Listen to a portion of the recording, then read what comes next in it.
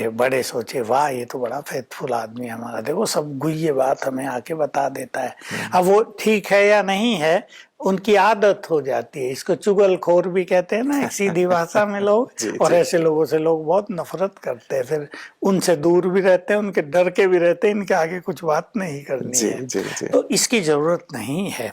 किसी की कंप्लेंट करने से कुछ मिलता नहीं है, सुधर नहीं सकता मनुष्य। हाँ, कोई सीरियस बात है हम ऊपर बता दें, वो हमारा कर्तव्य है। जी। लेकिन हर चीज में शिकायत करें हम, शिकायतों भरी जिंदगानी हो जाए, ये थी, हम आज क्यों नहीं उठे, इसलिए नहीं उठे, हमारी तबीयत खराब क्यों हुई, भोजन में मतलब ये हर चीज गड़बड़ के लिए एक करते, वजह है। हर चीज के लिए एक कारण निकाल देंगे और शिकायत निकाल देंगे जी जी। अपने को बचाने के लिए।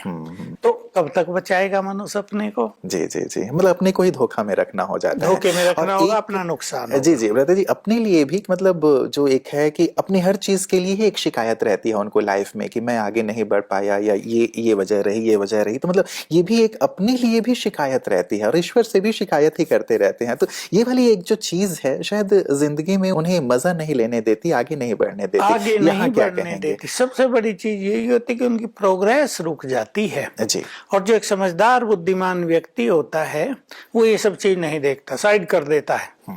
मुझे मंजिल पर पहुंचना है, मुझे रुकना ही नहीं है। अब मान लो ट्रेन ही पकड़नी है किसी को, जी। और आधा घंटा ही रह गया है, आपको आधा घंटा ही जाने में लगेगा। देखो कैसे फास्ट गति से हम काम करते हैं, कैसे साइड की चीजों को बिल्कुल इग्नोर करते हुए अपने लक्ष्य की ओर चलते हैं, नहीं तो हमारी ट्रेन मिस होगी। तो ये शिकायतें, बाधाएं तो वहां भी आएंगी। रास्ते में अचानक भीड़ आ गई, क्या करें, अभी जाम लगा हुआ है, हमें टाइम पे पहुंचना है, और कुछ गड़बड़ हो गई, और नहीं तो कार का टायर पंचर हो गया, हमारे पास कम टाइम था।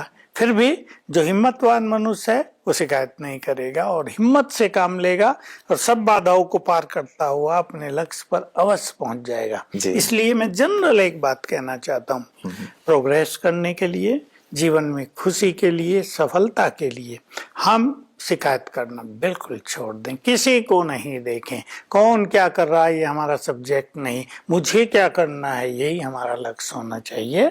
तो निश्चित रूप से कोई बाधा हमें रोक नहीं पाएगी। बिल्कुल। और ये एक महसूसता भी बहुत जरूरी है कि ये मुझे सचमुच बहुत ज्यादा डाउन कर रही है या मेरा समय बहुत वेस्ट कर रही ये है। मोस्ट इम्पोर्टेंट बात है, जी। क्योंकि ऐसे जो लोग होते हैं उनमें सेल्फ रियलाइजेशन नहीं होती। जी जी। वो ये महसूस नहीं कर पाते, या वो एक्नॉलेज नहीं कर पाते कि हम कहाँ गड़बड़ कर रहे हैं। बहुत मेहनत कर ली, सफलता नहीं मिलती, अपने सिर को पकड़ते रहते, पता नहीं मेरी तकदीर कैसी है, भगवान से भी निश्चय उठ गया मेरा, तो वो भी कुछ मदद नहीं करता। लेकिन वो कहाँ गड़बड़ कर रहे हैं उसको पकड़ लेना जी, उसको पहचान लेना। जिस दिन ये हो जाएगा तो भगवान चाहे सारा संसार मदद न करे, वो मंजिल पर पहुंच जाएंगे। बिल्कुल बिल्कुल।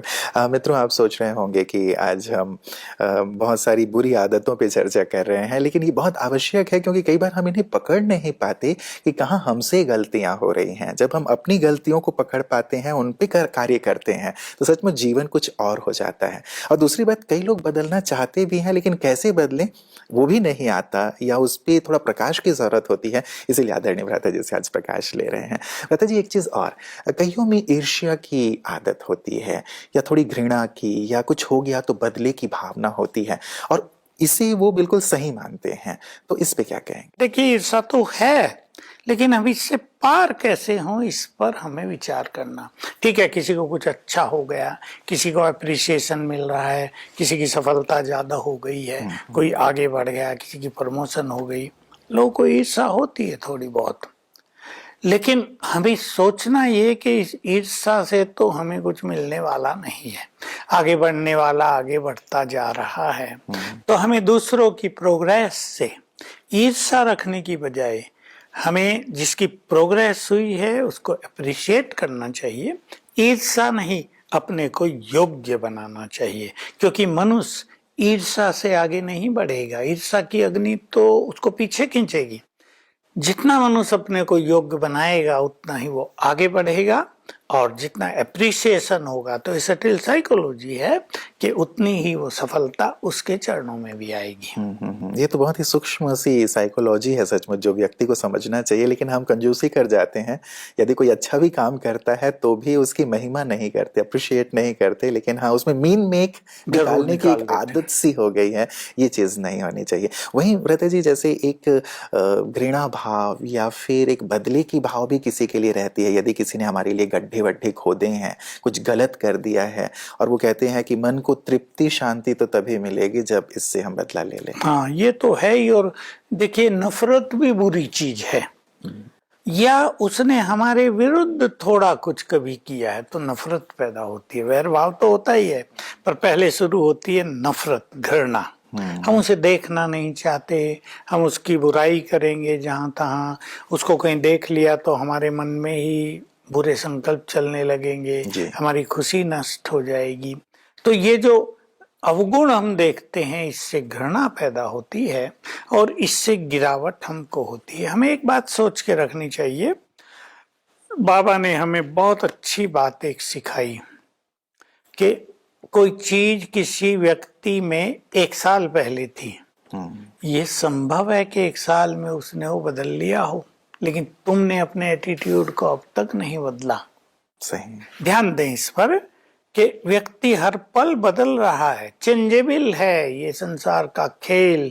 जो कल था वो आज नहीं है, जो थोड़ी देर पहले था वो अब नहीं है, परिवर्तनशील है सब कुछ। तो हम अपनी भावनाओं को भी दूषित न करें। मैं सबको कहूंगा कि भावनाओं को दूषित करना ये सबसे बड़ा लॉस है किसी मनुष्य के लिए। उसको अंदर कष्ट होता रहेगा, उसकी इनर पीस, खुशी, उसकी उमंग उत्साह, सब पर उसका एक आघात पड़ता है। जी जी, जैसे आपने ईर्ष्या के लिए कहा कि ईर्ष्या जला रही है, वैसे ही ये चीजें भी उसके लिए आघात का काम करती हैं। लेकिन कई लोग कहते हैं कि ये चीज हमारे अंदर से जा नहीं रही है। वो एक क्षमा कर दें, हल्के हो जाएं, अपनी वृत्ति को, मतलब उस बात को भूल जाएं और वृत्ति को उसके लिए शुभ भावना से